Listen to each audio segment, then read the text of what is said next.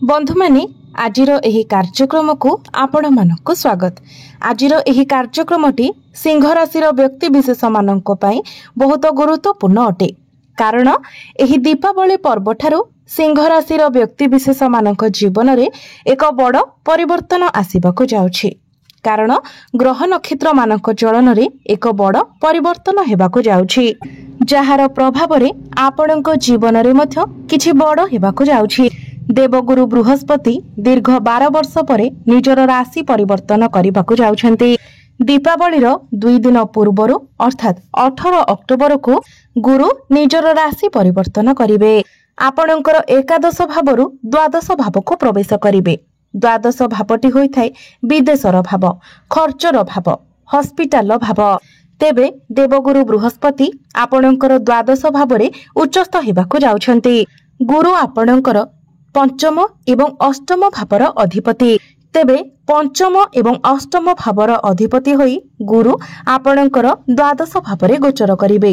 गुरुंकर दृष्टि आपणकर चतुर्थ, षष्ठ एवं अष्टम भाव उपरे रहिबो।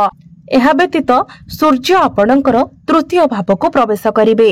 आपणकर तृतीय भावरे बुधादित्य राजयोगर निर्माण हेबो। तो आपणक जीवन रे चलिथिबा अनेक समस्या खूब शीघ्र दूर हेबाकू जाउछि। पुनर्बार आपणक जीवन को खुशी फेरिबाकू जाउछि। तेबे आसंतु जानिबा एही पवित्र दीपावली पर्व ठारू आपणक जीवन रे कोन सबु बड़ परिवर्तन हेबाकू जाउछि। तेबे बंधु माने भिडियोटी रे आगको बढ़िबा पूर्वरु आपणकर मध्य जदि सिंह राशि होइथाय तो भिडियोटी को लाइक करी चैनल टी को सब्सक्राइब करि दियंतु एवं कमेंट बॉक्स रे भक्ति एवं श्रद्धार सहित जय श्री जगन्नाथ, जय मां लक्ष्मी निश्चय लिखंतु। तो बंधु माने आसंतु आरंभ करिबा आजिर एही कार्यक्रम को, जहा आपणकर जन्म राशि तथा चंद्र राशि उपरे आधारित अटे।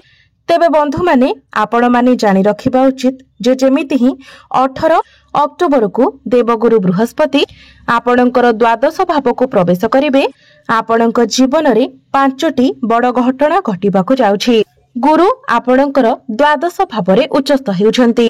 तो विद्यार्थी मानक पई एक सुवर्ण सुजोग मिलिबाकू जाउछि। जो माने निजर पाठ पढ़ा को नै विदेश यात्रा करबाकू चाहुथिले, दूर यात्रा करबाकू चाहुथिले, सेमानकर स्वप्न पूर्ण हेबाकू जाउछि। कारण द्वादश भावटी होइथाय विदेशर भाव। विद्यार्थी माने निजर पाठ पढ़ा क्षेत्र रे किछि ना किछि परिवर्तन मध्य करि पारंती। एही समय आपण आपणकर पाठ पढ़ारे लक्ष्य निर्धारित करिवे एवं सेथिरे आपण आगको बढ़िबे। कारण गुरु आपणकर द्वादश भावरे उच्चस्थ हेउछन्ति। सबुठारु बड़ कथा हेउछि गुरु निजर स्वगृह आपणकर अष्टम भाव को देखुछन्ति। द्वितीय घटनाटी हेउछि अष्टम भाव को गुरु जेहेतु देखुछन्ति, तेणु आपणकर जदि कोनोसी पैतृक संपत्ति रे किछि डिस्प्यूट चलिथिला तो से सबुर समाधान होइजिबो। पैतृक संपत्ति रु आपणको लाभ प्राप्ति हेबो। बहुत दिन धरी जदि आपणकर कार्य क्षेत्र रे किबा आपणक जीवन रे जदि किछि समस्या चली आसुथिला से समस्या दूर होइजिबो। आपणको सेही समस्या रु बाहरिबा पई किछि ना किछि बाट मिलिजिबो। तृतीय घटनाटी हेउछि जेहेतु द्वादश भावटी हॉस्पिटल भाव, तेणु जदि आपण कोनोसी हॉस्पिटल ले काम करूछंती, मेडिकल लाइन ले काम करूछंती, जदि आपण डॉक्टर अछंती किबा किछि भी आपण काम करूछंती जहा कि हॉस्पिटल सहित रिलेटेड अटे, तो गुरु आपणको ए सब क्षेत्र रे ग्रोथ देबे। किबा जदि आपण विदेश जिबाकू चाहुछंती किबा आपणकर कोनोसी प्रकार रो वैदेशिक गतिविधि रहिछि, कोनोसी भी फॉरेन सहित आपणकर कनेक्टिविटी अछि, किबा जदि आपण एपरि किछि कार्य करूछंती जेउथि पई आपणको बारंबार विदेश यात्रा करबाकू पडुछि, तो गुरुंकर एही राशि परिवर्तन आपणको बहुत अधिक शुभ फल प्रदान करिवो। तेबे खर्च मध्य आपणकर टिके अधिक रहिबो। कारण द्वादश भावटी हेउछि खर्चर भाव। किंतु खर्च आपण निजर पिलामानक पई करिवे।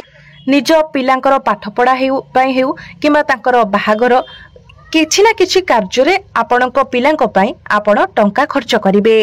चतुर्थ कथाटी हेउछि गुरुंकर दृष्टि आपणकर षष्ठ भाव उपरे रहुछि, ताहा भी पंचम एवं अष्टम भावर अधिपति होई। तेबे आमे एठारे आपणकर प्रेम जीवन उपरे आलोचना करिबा। कारण पंचम भावटी होइथाय प्रेम जीवनर भाव। तो आपण आपणकर मूडी नेचर उपरे टिके कंट्रोल करंतु। एवं छोट छोट कथार आर्गुमेंट ठारू आपण दूरे रुहंतु कारण गुरुंकर षष्ठ भाव में दृष्टि पड़िबा फल आपणकर प्रेम जीवन में टिके समस्या सृष्टि होई पारे। छोट छोट कथा को लेकिन आपणक मध्य आर्गुमेंट होई पारे, मिसअंडरस्टैंडिंग मिसकम्युनिकेशन होई पारे। किंतु गुरु जेहेतु उच्चस्थ अछंती तो आपण निजर भूल को बुझी पारिबे। षष्ठ भावटी होई थाए रोग ऋण एवं शत्रुर भाव। तो जेहेतु आपणकर षष्ठ भावटी एक्टिव हेउछि, गुरुंकर दृष्टि षष्ठ भाव उपरे रहुछि, तेणु आपणक विरुद्ध रे किछि पॉलिटिक्स मते होई पारे। आपणकर शत्रु संख्या वृद्धि होई पारे। आपणकर कैरियर रे ग्रोथ आसीबो, आपणकर काम बढ़िबो, किंतु आपणक विरुद्ध रे किछि पॉलिटिक्स मते होई पारे। तेबे आउ गोटे कथा, जो मानक पाखरे चाकरी नथिला सेमानंकु चाकरी मिलिबार मध्य बहुत अधिक संभावना रहुछि। तेणु आपण निज तरफरु चेष्टा जारी रखंतु एवं जो माने चाकरी क्षेत्र रे अछंती तो चाकरी क्षेत्र रे आपणकर प्रमोशन हेबार मध्य जोग बनुछि, जहा फल रे आपणको टिके लोक माने ईर्ष्या करि पारंती। तेबे आपण अन्य सबु पॉलिटिक्स ठारू अन्य सबु बाज्य कथा ठारू दूरे रहिबा ही आपणक पई भलो हेबो। तेबे शनि आपणकर अष्टम भाव में गोचर करुछंती। शनिकर दृष्टि आपणकर द्वितीय एवं पंचम भाव उपरे रहुछि। तो संतान पक्ष को लेकी एही दीपावली परठारो आपणको बहुत शुभ फल प्राप्ति हेबो। जो माने संतान सुखर कामना करुथिले सेमानंकु संतान सुख प्राप्ति हेबो। दीपावली परठारो आपणकर फैमिली प्लानिंग पई समय बहुत भल रहिबो, कारण गुरुंकर दृष्टि आपणकर चतुर्थ भाव उपरे मध्य रहुछि, जहा फल रे एही दीपावली परे आपण कोनोसी बड़ जिनिस किणाकिणी करि पारंती, कारण चतुर्थ भावटी होइथाय समस्त प्रकारर भौतिक सुखर भाव। तो ही दीपावली परठारो आपणकु सुख प्राप्ति हेबो। एही दीपावली परे आपण भूमि जमी प्रॉपर्टी इत्यादि रे डील करि पारंती, नूतन जान वाहन किनि पारंती किंबा नूतन गृह इत्यादि। पूर्वरु जदि आपण किछि किणाकिणी करिबा पई चाहुथिले जहा आपण करि पारु नथिले, एही दीपावली परे आपणकर सेही स्वप्न पूर्ण हेबो। आपणक घर परिवार रे हस खुशीर माहौल लागि रहिबो। एही दीपावली परे आपण कोनोसी धार्मिक यात्रा करि पारंती किंबा दूर यात्रा करि पारंती। धार्मिक कार्यकलाप रे आपण निजर अर्थ विनियोग करिवे। आपणकर मन धर्म आडको अग्रसर हेबो। विद्यार्थी मानक पाई मध्य एही दीपावली परठारो शुभ समय आरंभ हेबाकु जाउछि। आपणकर पाठ पढ़ारे आग्रह बढ़िबो, आपणकर इंटरेस्ट बढ़िबो। पूर्वरु जदि आपणकर पाठ पढ़ारे मन लागु नथिला तो आपणकर मन रे एकाग्रता आसीबो।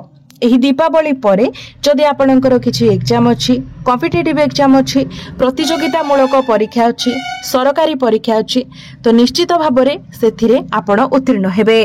किंतु बंधु माने एही दीपावली परे आपणको टिके आपणकर स्वास्थ्य प्रति जत्नवान रहिबार अछि, कारण आपणकर राशिर अधिपति सूर्य आपणकर तृतीय भावरे निचस्थ होइजिबे।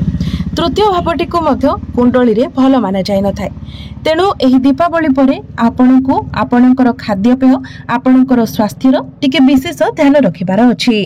एलर्जी इन्फेक्शन थंडा काश ज्वर एभली किछि छोट मोट समस्या आपणकर देखा देई पारे एवं आपणको आपणकर वैवाहिक जीवन उपरे मध्य टिके ध्यान रखिबार अछि, कारण सप्तम भावटी होइथाय वैवाहिक जीवनर भाव।